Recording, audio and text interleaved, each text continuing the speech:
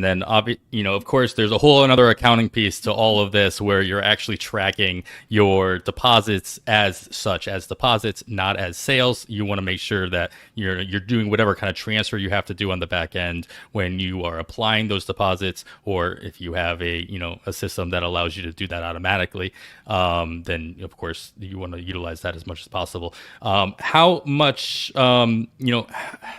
much of this communication do you think is done nowadays? Of course, maybe with direct access to Tripleseat, you can speak to that specifically, but how much of this is done digitally versus face to face, or whether it's, in person or communicating via, digital tabs, or being able to take those deposits remotely and what have you? Yeah. So, I mean, something that I always like to stress to my customers, because a lot of time, I mean, I work with new customers that are just taking on Tripleseat. So this is a whole new world for them.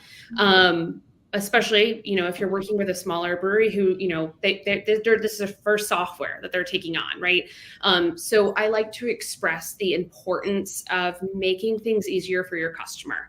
Like, that's the world we live in now. It's how can they enter their credit card? They can sign their contract and enter their credit card information and be done with it.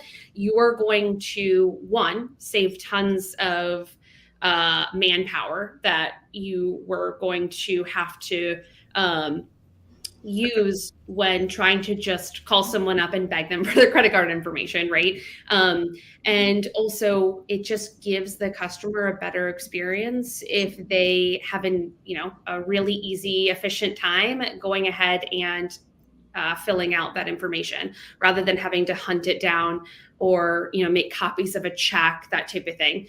So I think it's just expected now from clientele, and I think that the easier you can make it for them, the easier it's going to be, to collect that payment and not have to spend more time hunting down payments. So.